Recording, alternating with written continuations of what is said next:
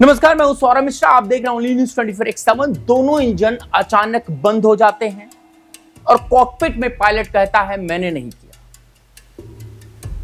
पर फिर सवाल यह है कि किसने किया? क्या यह विमान खुद शटडाउन हो गया? मेरे पास तथ्य हैं 1 से 100 तक पूरे तरीके से हम डिटेल्ड बताने वाले हैं कि इस विमान के साथ हुआ क्या, जिसके बारे में कोई बात ही नहीं कर रहा।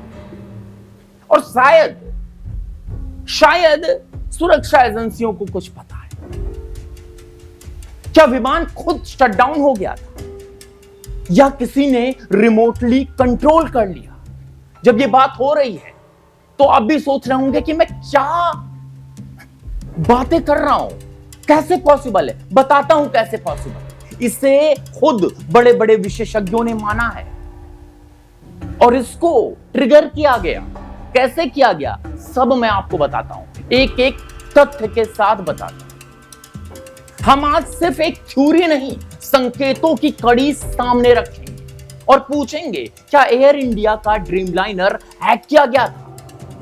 हादसे को एक महीना हो चुका है। पायलट मारे गए, रिपोर्ट आई, उन्होंने इंजन कट ऑफ किया। लेकिन 10 सेकंड की कॉकपिट ऑडियो में पायलट साफ कहते हैं, ध्यान से सुनिएगा, कान में तेल डाल लीजिए, नहीं सुनाई पड़ता तो। पॉलिटिकल गद्दा या रुई या पिलो तकिया अगर आपने कान पे लगा रखा है तो माफी चाहता हूं, लेकिन भाई वीडियो को जरूर देखिए। ऑडियो में पायलट साफ कहता है तुमने क्यों कट ऑफ किया? आवाज आती है मैंने नहीं किया। तो फिर क्या स्विच जो है अपने आप एक्टिवेट हो गए या किसी और जगह से कमांड भेजी गई? सवाल ये, क्या किसी और जगह से कमांड भेजी गई? मामला सिर्फ गलती का नहीं है। बोइंग 787 ड्रीमलाइनर कोई सामान्य विमान नहीं है। यह एक फ्लाई बाय वायर सिस्टम है।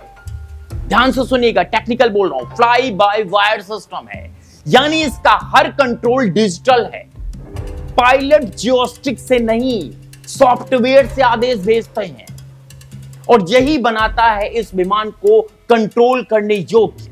और एसएस मिल जाए, अब जरा सोचिए, अगर एसएस मिल जाए, दोनों इंजन अचानक एक साथ बंद होते हैं, बिना किसी वार्निंग, बिना किसी चेकलिस्ट, बिना मैनुअल ट्रिगर, बिना किसी मैनुअल ट्रिगर के। क्या यह सिर्फ एक गलती या एक्सटर्नल ट्रिगर? सवाल है, क्या यह गलती है या एक्सटर्नल ट्रिगर? 2015 में cyber security expert Chris Roberts ने दावा किया था कि उसने एयरक्राफ्ट की इन फ्लाइट एंटरटेनमेंट सिस्टम से एक्सेस लेकर विमान की दिशा मोड़ दी। एफबीआई ने उस पर जांच की, लेकिन दुनिया जान गई यह संभव है। और अब 2024-2025 के दौर में जब हर चीज नेटवर्क से जुड़ गई, क्या यह मानना वाकई यह संभव है कि कोई एक्सटर्नल सिग्नल फ्यूल स्विच को ट्रिगर कर दें? रुकिए, यह सिर्फ साइबर चोरी नहीं है। बोइंग खुद मान चुकी है कि 787 के कुछ सिस्टम रिमोट पैचेबल हैं और FAA की 2018 की रिपोर्ट कहती है बोइंग के कुछ फ्यूल स्विचेस अपने आप कट ऑफ हो सकते हैं अगर सिग्नल मिसफायर हो जाए। तो क्या यह हादसा सिग्नल मिसफायर था या कोई टेस्ट? अब तक हमें बताया गया कि दोनों इंजन बंद हो गए और पायलटों ने गलती से कट ऑफ मोड ऑन कर दिया।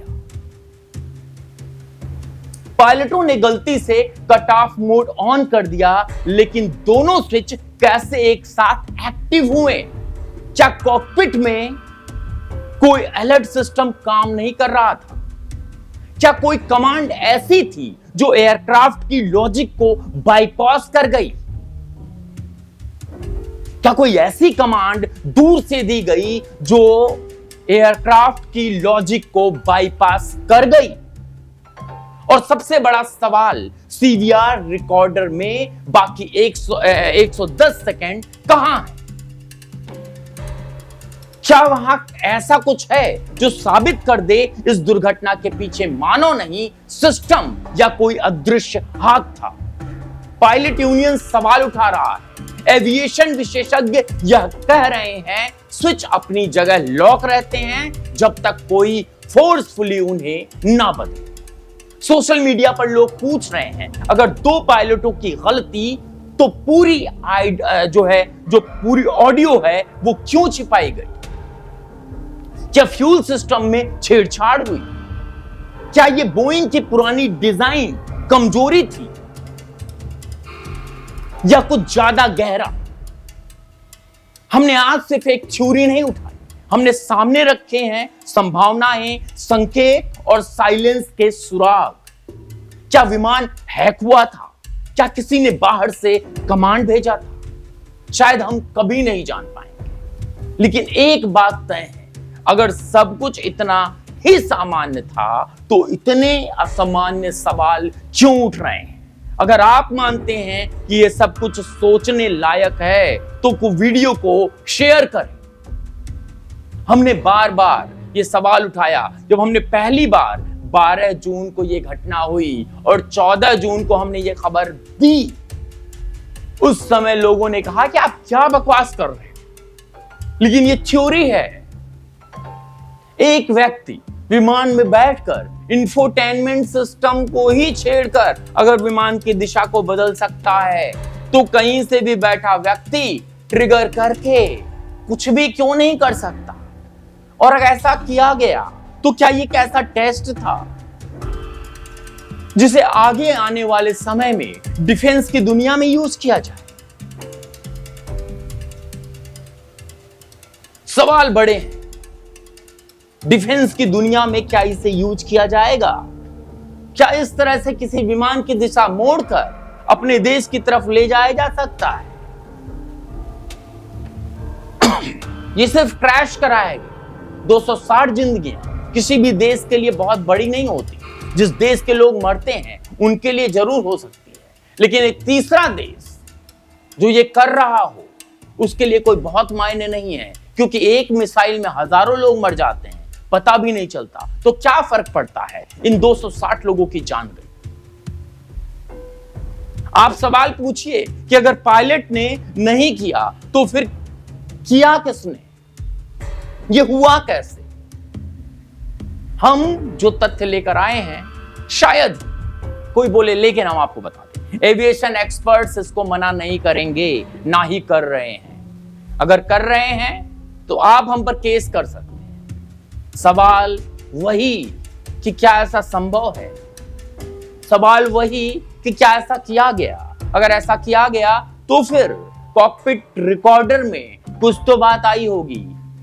कुछ सेकंड्स की बात को रखकर बाकी चीजें क्यों छिपाई गई? क्या पायलट उस समय पैनिक सिचुएशन में क्या कुछ और नहीं बोले होंगे? जब उन्होंने कहा होगा कि कट ऑफ तुमने किया, उधर से जवाब आया होगा भाई मैंने नहीं किया, तो उन्होंने और भी तो कुछ कहा होगा कि भाई हो क्या रहा है।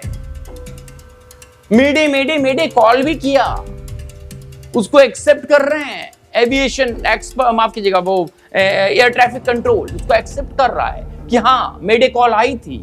अब मेडे कॉल अगर आई थी तो उसको भी सामने लेकर आइए। आपको मेडे बोला था, आपने नहीं दिया। पहली रिपोर्ट में मेडे का कोई जिक्र नहीं है। क्या वजह है कि पहली रिपोर्ट में मेडे का जिक्र नहीं है?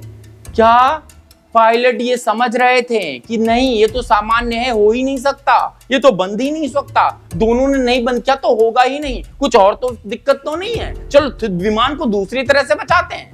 क्या ऐसा हुआ था? क्योंकि अगर इस तरह से अननोन ट्रिगर किया जाता है तो वाकई किसी को नहीं पता चलेगा। आप गाड़ी चला रहे हो, आपकी स्टीयरिंग, आपके ब्रेक सब कुछ काम करना बंद कर जाएं अचानक से, तो आप क्या करेंगे? आप पैनिक सिचुएशन में हो जाएंगे। लेकिन आप भी यही सोचेंगे भैया गाड़ी तो सही चल रही है, गाड़ी मुड़ भी रही है, गाड़ी अपनी दिशा भी बदल रही है, तो ये कैसे? लेकिन इसको बताने के लिए पायलट का जिंदा रहना जरूरी है, जो कि नहीं हो सकता था क्योंकि इस फ्लाइट को क्रैश कराया गया। बने रहिए, बहुत बहुत।